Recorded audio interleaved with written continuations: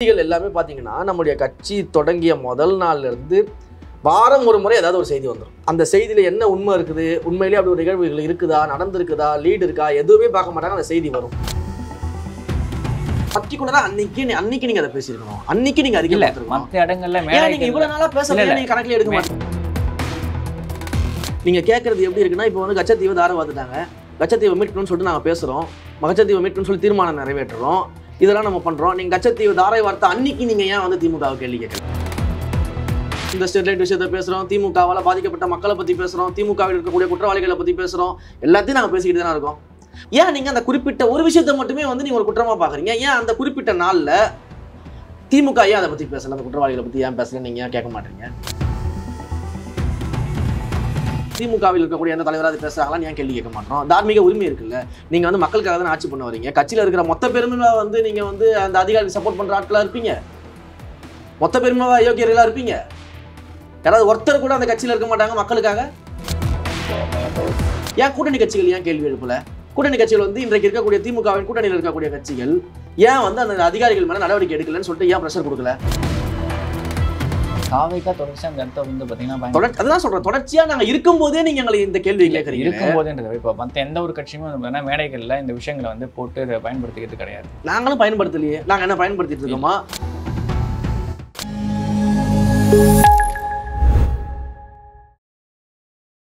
ராஜஸ் நேயர்களுக்கு வணக்கம். அரசியல் பல பரபரப்பான கட்டங்களை நோக்கி நகர்ந்து கொண்டு இருக்கிறது. அது குறித்து விவாதிக்க தமிழக வெற்றிக் கழகத்தின் செய்தி தொடர்பாளர் திரு ரமேஷ் அவர்கள் இணைந்திருக்கிறார். வணக்கம் சார். வணக்கம்.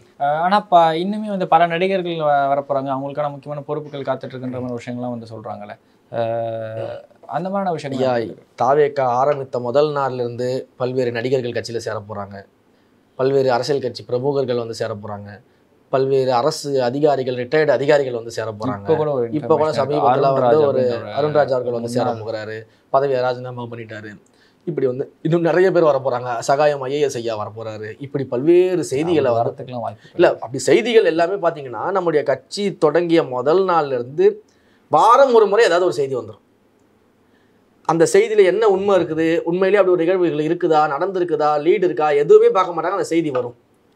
நாங்க என்ன சொல்றோம்னா, யார் வேணாலும் இந்த கட்சிக்கு வரட்டங்க, தலைவர் முடிவு பண்ண போறாரு, தலைவர் முடிவு பண்ணிட்டு அஃபீஷியலாக அவர் அறிவிக்க போறாரு. அது வரைக்கும் நீங்க பொறுமை காக்க முடியாதா?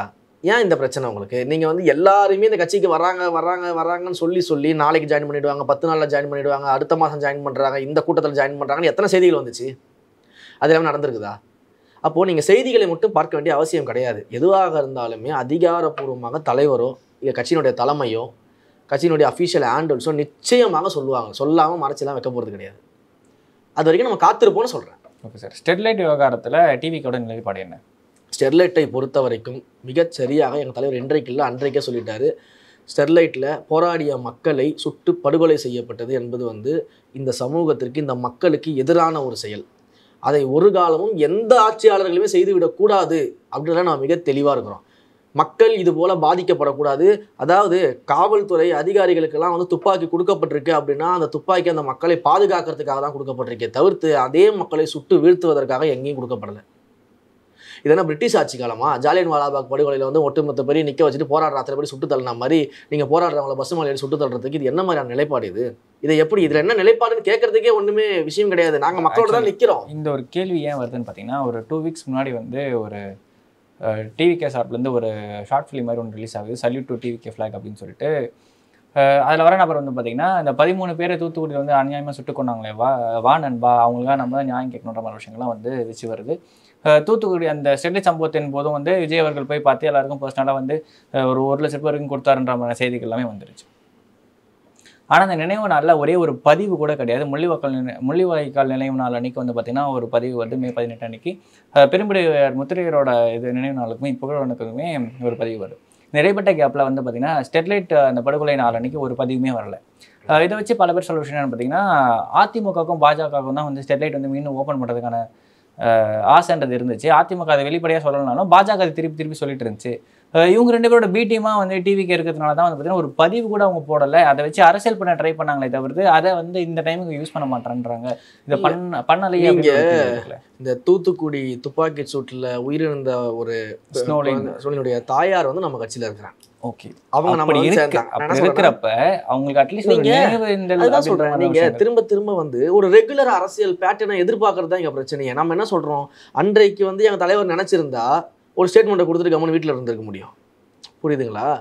இல்ல வேற ஒரு இடத்துல வச்சு அப்ப பார்த்துருக்க அவர் முடியும். அரசியலுக்கு வரல. அவர் அரசியலுக்கு வராதப்பவே அந்த சுட்டு படுகொலை செய்யப்பட்ட அத்தனை பேரோடும் உணர்வோட அவங்க வீட்டுக்கு போய் தனியாக தான் போனார். கூட்டத்தெல்லாம் கூட்டிட்டு போல, மாஸ்க் போட்டுட்டு ஒரு 2 வீலரில் அன்றைக்கு அங்கே இருக்கக்கூடிய மாவட்ட நிர்வாகியோட சேர்ந்து இரவோடு இரவாக அவங்க வீட்டில் போய் எல்லாரையும் பார்த்துட்டு ஆறுதல் சொல்லி அவர்களுக்கு தேவையான உதவிகளை செய்யறேன்னு சொல்லிட்டு இன்றைக்கு எந்த அரசியல் கட்சியும் செய்ய முடியாத அளவுக்கு தனி மனிதன் அங்கே போய் அன்றைக்கே அவர் செஞ்சிருக்காரு. அத்தனை அரசியல் கட்சி தலைவர்கள் இருக்கும்போது அதெல்லாம் நம்ம பாராட்டுறோம். கரெக்டுங்களா?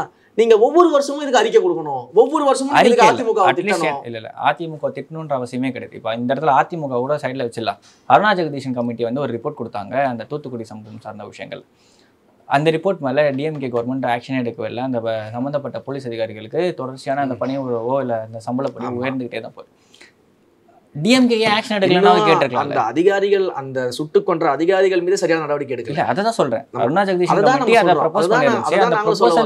முதல்ல கேட்ட கேள்விக்கு ரெண்டாவது கேட்ட கேள்விக்கும் ஒரே பதில் தான்.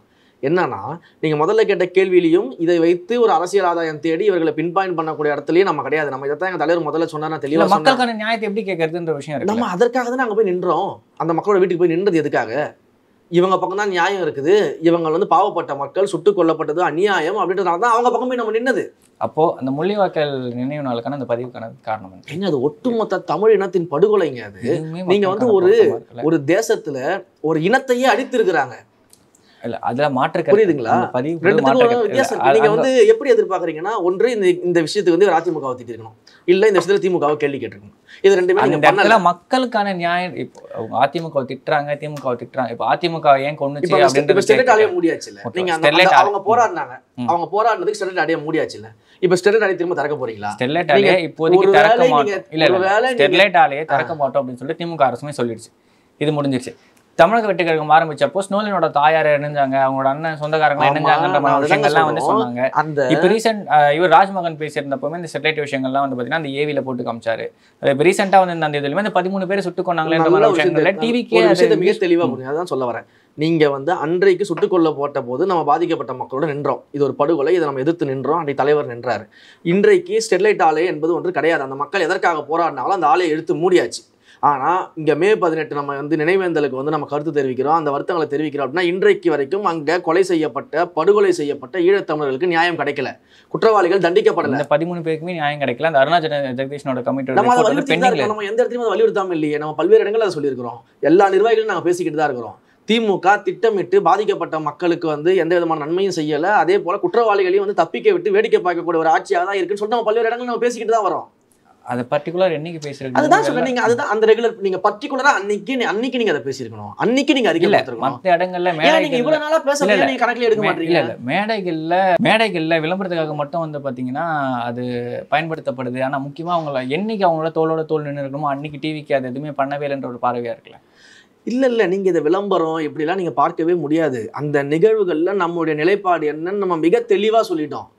நீங்க கேட்கறது எப்படி இருக்குன்னா, இப்போ வந்து கச்சத்தீவை தார வாத்துட்டாங்க, கச்சத்தீவை மீட்கணும்னு சொல்லிட்டு நாங்கள் பேசுகிறோம், கச்சத்தீவை மீட்கணும்னு சொல்லி தீர்மானம் நிறைவேற்றுறோம், இதெல்லாம் நம்ம பண்ணுறோம். நீங்கள் கச்சத்தீவு தாரை வார்த்தை அன்னைக்கு நீங்கள் ஏன் வந்து திமுகவை கேள்வி கேட்கல, அந்த டேட்டில் நீங்கள் ஏன் கேள்வி கேட்கல அப்படின்ற மாதிரி தான் அந்த கேள்வி. கச்சத்தீவு விவகாரமும் தூத்துக்குடி எல்லா விவகாரத்திலையும் சரிங்க, நிலைப்பாட்டை நீங்கள் பார்க்கணும். ஒரு கட்சியோட நிலைப்பாடு எப்படி இருக்குது, ஒரு கட்சி அந்த விஷயத்தில் வந்து பாதிக்கப்பட்ட மக்களோட நிற்குதா, இல்லை வந்து அந்த பாதிப்புக்கு உள்ளாக்குனா அந்த கொடூர குற்றவாளிகள் மேலே நிற்குதா அப்படின்றத நீங்கள் பார்க்கணும். நம்ம கட்சி நிலைப்பாட்டில் சரியாக தானே இருக்குது, நாங்கள் பேசிக்கிட்டு தானே இருக்கிறோம். நீங்கள் கேட்குற கேள்விகளுக்குலாம் பதில் சொல்கிறோமா இல்லையா? ஒவ்வொரு முறை நீங்கள் கேட்கும்போது நம்ம கச்சத்தீவை பேசுகிறோம், ஈழத்தமிழர் விஷயத்தை பேசுகிறோம், இந்த ஸ்டெர்லைட் விஷயத்தை பேசுகிறோம், திமுகவால் பாதிக்கப்பட்ட மக்களை பற்றி பேசுகிறோம், திமுகவில் இருக்கக்கூடிய குற்றவாளிகளை பற்றி பேசுகிறோம், எல்லாத்தையும் நாங்கள் பேசிக்கிட்டு தானே இருக்கோம்.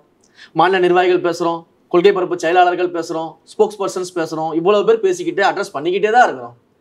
ஏன் நீங்கள் அந்த குறிப்பிட்ட ஒரு விஷயத்தை மட்டுமே வந்து நீங்கள் ஒரு குற்றமாக பார்க்குறீங்க? ஏன் அந்த குறிப்பிட்ட நாளில் திமுக ஏன் அதை பற்றி பேசலை, அந்த குற்றவாளிகளை பற்றி ஏன் பேசலை நீங்கள் ஏன் கேட்க மாட்டீங்க? திமுக வந்து அதிமுக குற்றம் சாட்டுது இல்ல, நடவடிக்கை எதுக்காக பத்தி வந்து திமுகவில் இருக்கக்கூடிய எந்த தலைவராக அது பேசுறாங்களான்னு ஏன் கேள்வி கேட்க மாட்டோம்? தார்மீக உரிமை இருக்குல்ல, நீங்க வந்து மக்களுக்காக தான் ஆட்சி பண்ண வரீங்க. கட்சியில இருக்கிற மொத்த பெருமையா வந்து நீங்க வந்து அந்த அதிகாரிக்கு சப்போர்ட் பண்ற ஆட்களா இருப்பீங்க, மொத்த பெருமையா யோக்கியர்களா இருப்பீங்க. யாராவது ஒருத்தர் கூட அந்த கட்சியில இருக்க மாட்டாங்க மக்களுக்காக. அப்போ ஏன் ஒருத்தர் கூட இது கேள்வி எழுப்பல? ஏன் கூட்டணி கட்சிகள் ஏன் கேள்வி எழுப்பல? கூட்டணி கட்சிகள் வந்து இன்றைக்கு இருக்கக்கூடிய திமுகவின் கூட்டணியில் இருக்கக்கூடிய கட்சிகள் ஏன் வந்து அந்த அதிகாரிகள் மேல நடவடிக்கை எடுக்கலன்னு சொல்லிட்டு ஏன் பிரஷர் கொடுக்கல? ஏன் அன்றைய தேதியில வந்து அவர்கள் வந்து வெறும் இரங்கலை மட்டும் தெரிவிச்சு அமைதியா இருக்கிறாங்க? ஏன் ஆளுங்கட்சியை கேள்வி எழுப்பல? நீங்க கூட்டணியில இருக்கீங்க, உங்க கூட்டணி தலைமை தானே, இதையே நம்ம கேட்க மாட்டோம். அப்ப எப்படி தாவேக்காவை நோக்கி மட்டும் இந்த கேள்விகள் எப்படி வருது? தாவேக்கா தொடர்ச்சியா அந்த இடத்த வந்து பாத்தீங்கன்னா அதான் சொல்றேன், தொடர்ச்சியா நாங்க இருக்கும் போதே நீங்க எங்களை இந்த கேள்வி கேட்கறீங்க. இருக்கும் போதேன்றது இப்போ மற்ற எந்த ஒரு கட்சியுமே வந்து மேடைகள்ல இந்த விஷயங்களை வந்து போட்டு இதை பயன்படுத்திக்கிறது கிடையாது. நாங்களும் பயன்படுத்தலையே. நாங்க என்ன பயன்படுத்திட்டு இருக்கோமா? 13 பேரை வந்து நாங்க போட்டோ போட்டு எல்லாத்தையும் பயன்படுத்திட்டு இருக்கோம். எங்க கொள்கை தலைவருக்கு நாங்க மரியாதை செலுத்துறோமே தவிர்த்து அவங்க விரும்பி எங்க கட்சிக்கு வந்திருக்காங்கன்னு நம்ம வந்திருக்காங்க, அதை வந்து மீடியாவில் செய்திகள் ஆகுது. அதற்கு பிறகு என்ன தொடர்ந்து நாங்கள் அவங்கள முன் வச்சு அதை நாங்கள் பிரச்சாரம் பண்ணிட்டு இருக்கோமா? இல்லை தொடர்ந்து அவங்க நாங்கள் பயன்படுத்தி ரீசெண்டாக வந்து அந்த ஒரு ஏவி கிளிப்ல வந்து பார்த்தீங்கன்னா அந்த ஏவி கிளிப்பை யார் தயாரிச்சாங்கன்னு சொல்லுங்க. தலைமையில் தயாரிக்கப்பட்டிருக்குதா? தலைமை ஆண்டல்ஸ்ல வெளியிடப்பட்டிருக்கிறதா? வெளியாகி அதுக்கப்புறமா அவர் ப்ரெஸ் மீட் கொடுக்குறாரு. இதுக்கு வந்து கட்சி சார்பாக இது வந்து ரிலீஸ் ஆகுது, எங்களோட ஓன் இன்ட்ரெஸ்ட் ரிலீஸ் பண்ணுறோம். அவங்கள தாங்க கேட்கணும் அதில் என்ன பயன்படுத்திருக்காங்கன்னு சொல்லிட்டு. கட்சியின் சார்பாக நடக்கக்கூடிய விஷயங்கள், கட்சியினுடைய நிலைப்பாடுகள், கட்சியினுடைய மூவ்மெண்ட்ஸுக்கு தான் நாங்கள் பதில் சொல்ல முடியும். தனிநபர்களுடைய கருத்துக்களுக்கு நம்ம பதில் சொல்ல முடியும். அப்போ நம்ம மிக தெளிவாக பயணத்தான் இருக்கோம். தொடர்ச்சியாக அந்த மக்களோட நிற்கிற இடத்துல நம்ம நிற்கிறோம். நம்ம எப்போவுமே அதை நம்ம மாற்று கருத்தே கிடையாது. ஒருவேளை மறுபடியும் அந்த ஆலை திறக்கப்படுது, ஒருவேளை மறுபடியும் அங்கே மக்கள் பாதிக்கப்படுறாங்கன்னா அங்கேயும் தமிழக வெற்றி கழகம் நிற்கும். இல்லை, அதுக்கான வாய்ப்பு இல்லைன்னு சொல்லிட்டு தமிழக கவர்மெண்ட் ஸ்டேட் அந்த பிரச்சனைகளுக்கு அந்த மக்கள் எதற்காக போராடினாங்களோ அதுக்கு ஒரு தீர்வு கிடைச்சிருக்கு. முதல்ல அந்த மக்களுடைய மிக பெரிய தலைவலியாக இருந்து அந்த ஒட்டுமொத்த மக்களுடைய அந்த எதிர்பார்ப்பாக இருந்து ஆலையை மூடி இருக்கிறாங்க. நம்ம இன்றைக்கும் அவங்களோட தான் நிற்கிறோம்னு சொல்கிறோம். புரியுதுங்களா? அப்போ இன்றைக்கு தார்மீகமாக கேள்வி கேட்கக்கூடிய யாருமே கேள்வி கேட்காம வாய் மூடி மௌனமா அந்த கட்சியில எப்படி திமுகவின் உடன்பிறப்புகள்லாம் எப்படி அடிமையா இருக்கிறாங்களோ, எப்படி வந்து தாத்தாவிற்கும் இன்றைக்கு வந்து அப்பாவிற்கும் நாளைக்கு அப்பாவினுடைய மகனுக்கும் மகனுடைய அடுத்தது பேரனுக்கும் எல்லாருக்கும் அடிமையாக வேலை செய்வதற்கு தயாரா இருக்கிறாங்களோ, அப்படியே தான் கூட்டணி கட்சிகள் இருக்கணுமா? ஏன் கூட்டணி கட்சியில் கேள்வி கேட்கக்கூடாதா? எதிர்த்து பேசக்கூடாதா? ஏன் கேட்கல? நம்ம ஏன் கேட்க மாட்டோம்? அப்ப தார்மீக கடமை முதல்ல யாருக்கு இருக்கு? நாங்க அந்த மக்களோட நிக்கிறோன்றது ஊருக்கே தெரியும். ஆனா கூட்டணி கட்சிகளோட நிலைப்பாடு என்ன?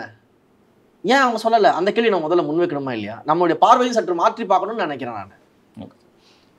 இப்போ ஸ்டெர்லைட்டுக்கு ஒரு நியாயம், என்எல்சிக்கு ஒரு நியாயமா அப்படின்னு சொல்லிட்டு அன்புமணி ஒரு வாதத்தை முன் வச்சிருந்தாரு. என்எல்சிலும் இது மாதிரியான போராட்டங்கள் வந்து தொடர்ச்சியாக நடந்துகிட்டே இருக்கு.